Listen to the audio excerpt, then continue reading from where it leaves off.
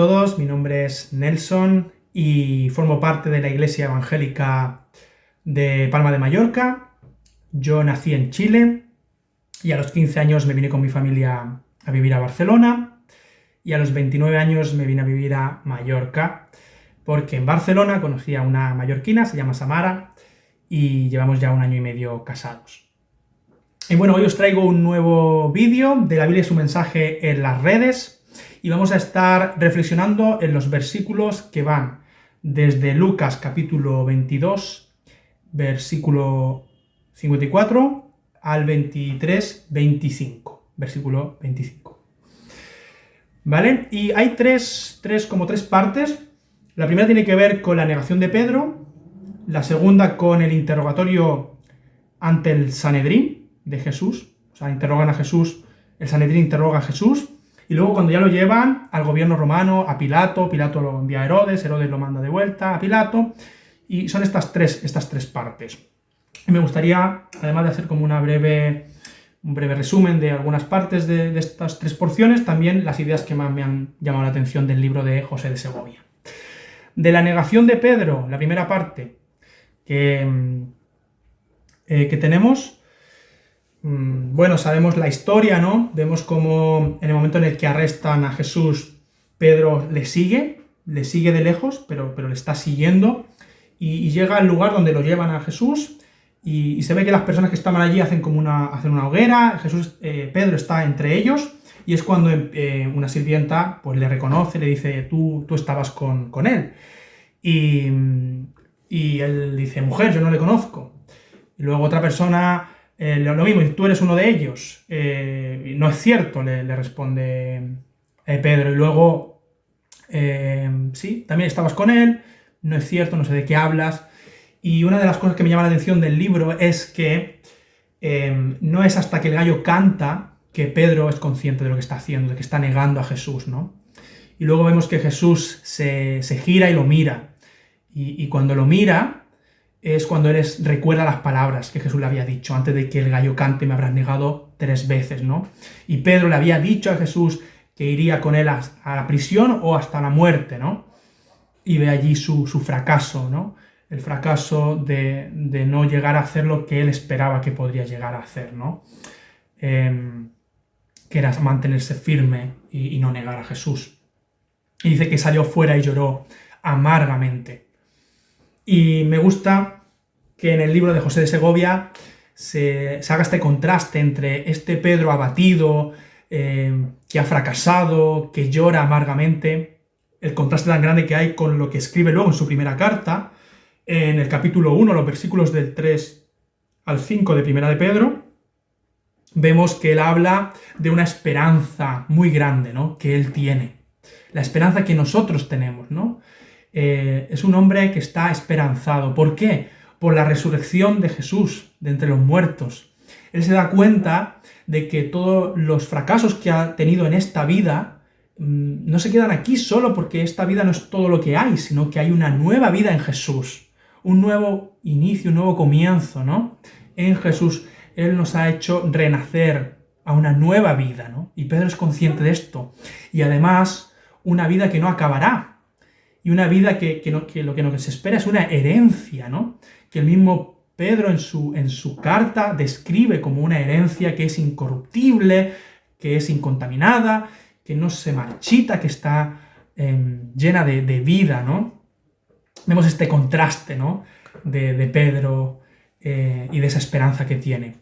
Y entonces es cuando el libro nos plantea algunas preguntas que creo que vale la pena que nos hagamos, ¿no? ¿Qué hacemos nosotros cuando fracasamos una y otra vez? ¿Qué hacemos cuando vivimos una experiencia que se pueda parecer en algún sentido a lo que vivió Pedro, ese fracaso de negar a Jesús?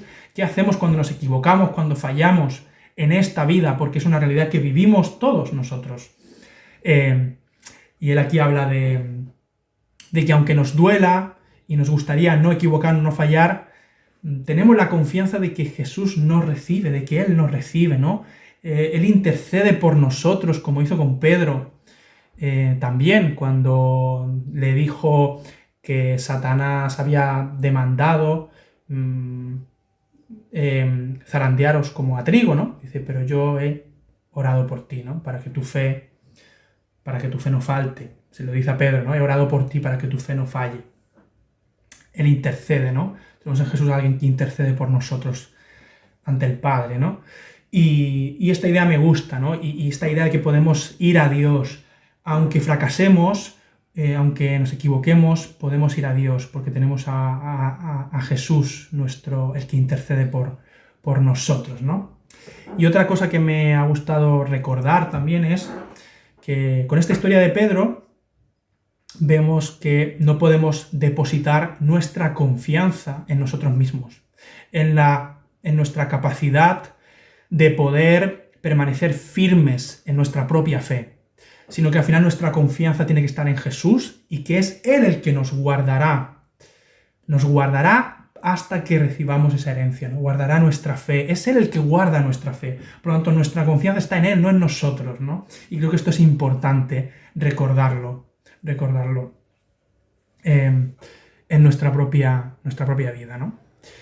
Y de la segunda parte, que tiene que ver con el interrogatorio ante el Sanedrín, que está en Lucas capítulo 22, los versos que van del 63 al 71, vemos pues que aquí, después de que Jesús es arrestado, ¿vale?, se burlan de él, lo golpean, y luego lo llevan ante el concilio, lo llevan ante el Sanedrín, que era como el tribunal de justicia de los judíos, tribunal supremo, y ahí le interrogan a Jesús.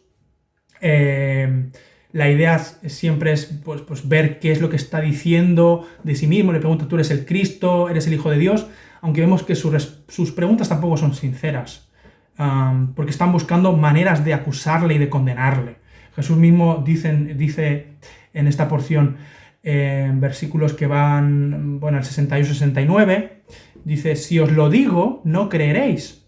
O sea, me estáis preguntando, pero no sois sinceros en vuestras preguntas. Y si os pregunto, no responderéis. Sin embargo, le contesta algo que clarísimamente es lo que ellos igualmente están esperando que les conteste. Dice: pero de ahora en adelante, el Hijo del Hombre estará sentado a la diestra del poder de Dios, ¿no? Esta es la afirmación que Jesús hace de sí mismo, ¿no? El Hijo del Hombre, Él es el Hijo del Hombre que estará sentado a la diestra del poder de Dios. Y esta respuesta, si vamos a un texto que está en Daniel 7, que es como la profecía donde se habla del Hijo del Hombre, podemos leer lo que se está diciendo de este Hijo del Hombre, que estos principales sacerdotes entendían porque conocían la ley.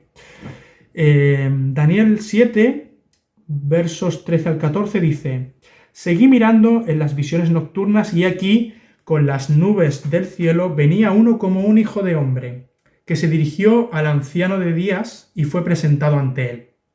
Y le fue dado dominio, gloria y reino para que todos los pueblos, naciones y lenguas le sirvieran. Su dominio es un dominio eterno que nunca pasará, y su reino uno que no será destruido. Es decir, vemos qué grande es este Hijo de Hombre, ¿no? Y al final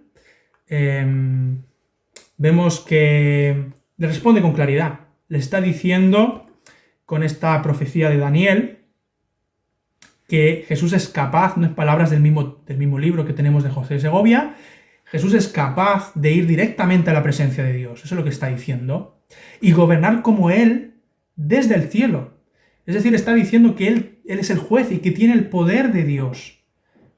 Los mismos judíos entendieron perfectamente lo que les estaba diciendo, incluso acaban diciendo: ya no necesitamos ningún testigo más, no necesitamos otros testimonios de lo que Él ha dicho de sí mismo, nosotros mismos le hemos oído.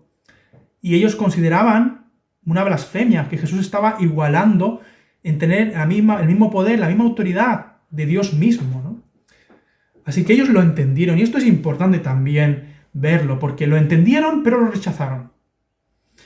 Entendieron perfectamente lo que Jesús estaba diciendo y lo rechazaron, ¿no? ¿Por qué no aceptaron su testimonio? Nos pregunta el mismo libro, aquí es una pregunta que me parece relevante. A pesar de todas las señales que Jesús hizo, ¿por qué no aceptaron su testimonio? Y al final tiene que ver con que eso conlleva un coste para nosotros también. El hecho de que en el momento en el que reconocemos que Jesús es el Señor y que Él es quien ha dicho ser, eso tiene implicaciones para nuestra vida. Significa que Él es el Señor, no nosotros, y que nuestra vida le pertenece a Él. Nos ponemos bajo su autoridad y nadie quiere tener una autoridad por encima de Él mismo. Por lo tanto, eso es lo que exige, ¿no? Pero las evidencias de Jesús exigen un veredicto, exigen una respuesta de parte nuestra. No podemos permanecer neutrales a esto, a lo que Jesús dijo, a quién Jesús dijo ser, ¿no? ¿Quién es Jesús? ¿Y cómo vamos a responder a eso nosotros, ¿no? Con nuestra propia vida, ¿no? Nos llama el Evangelio a dar una respuesta a Jesús.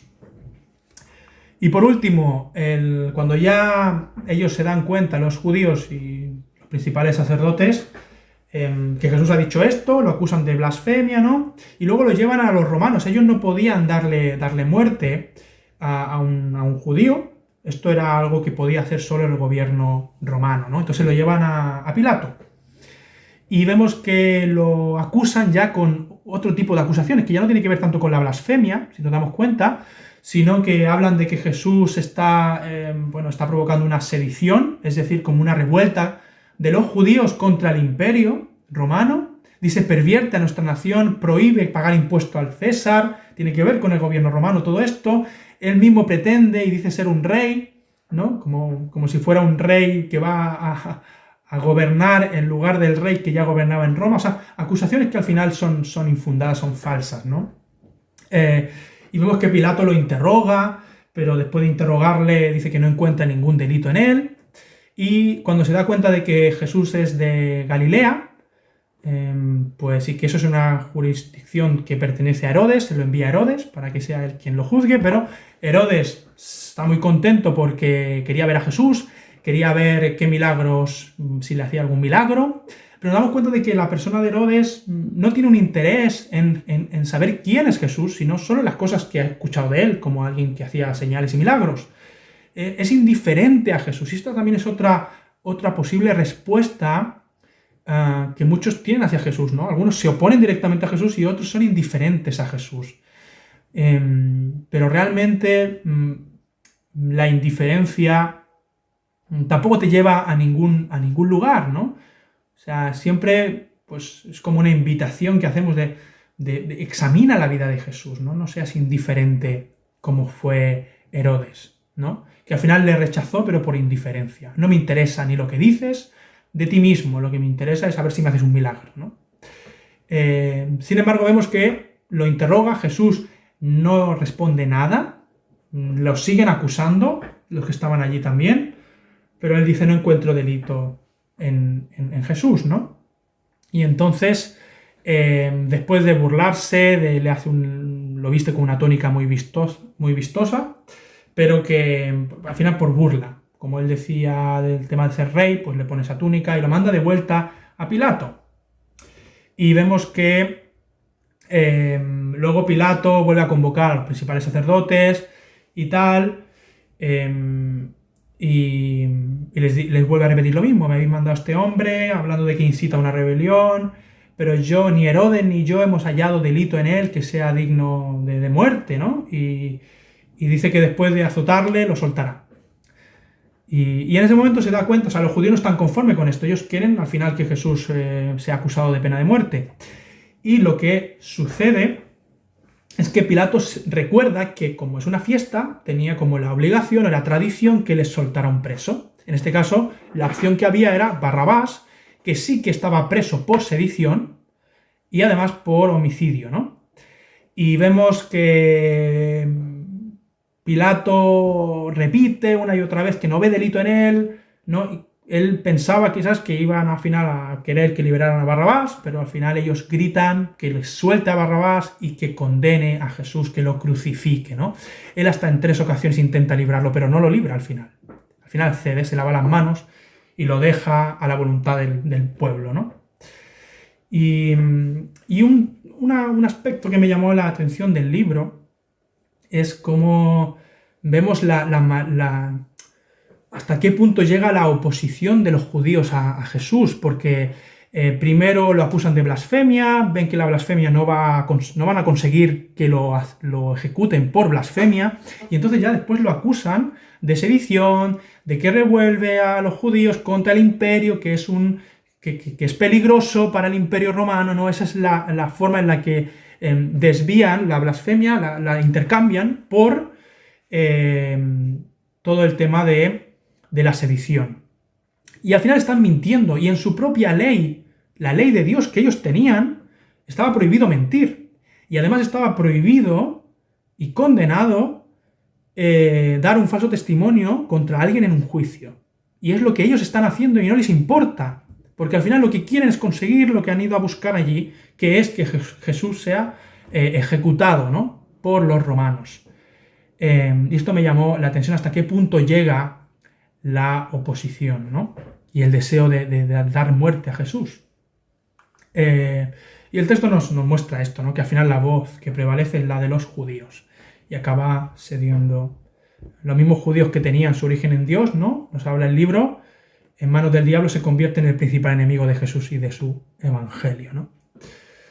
Y termino con la pregunta que también se nos plantea en el libro. Todos estamos ante el dilema de Pilato. ¿Qué haremos con Jesús? Pilato hizo todo lo que pudo para librarlo, pero no lo libró. ¿Qué vamos a hacer con Jesús? Esa es la gran pregunta, ¿no? ¿Qué haremos nosotros? Vimos lo que hicieron los judíos, vimos lo que hicieron los principales sacerdotes, vimos lo que hizo Pilato. ¿Qué haremos nosotros con Jesús? ¿Aceptaremos su testimonio o no lo aceptaremos? ¿O seremos indiferentes como Herodes? Es una pregunta que vale la pena pensar, ¿no? Sin embargo, debemos recordarnos que Dios en Jesús se hace hombre y muere por nuestras rebeliones, ¿no?, para darnos una oportunidad, una esperanza viva, como hemos visto con Pedro, ¿no? Y su mensaje, ¿no?, palabras del libro, su mensaje de justicia es la única esperanza que tenemos. Es la única esperanza que tenemos en esta vida. ¿Qué haremos nosotros con Jesús? Él nos ofrece vida, nos ofrece una esperanza segura, nos ofrece reconciliarnos con Dios. ¿Qué haremos nosotros con Él, ¿no? Y hasta aquí la reflexión. Simplemente quería recordaros que podéis seguir trabajando más profundamente estos temas que hemos visto en este vídeo, contestando las preguntas que hay en el manual, en el libro que tenéis. Y nada, no os perdáis el próximo vídeo de la Biblia y su mensaje en las redes. Hasta la próxima.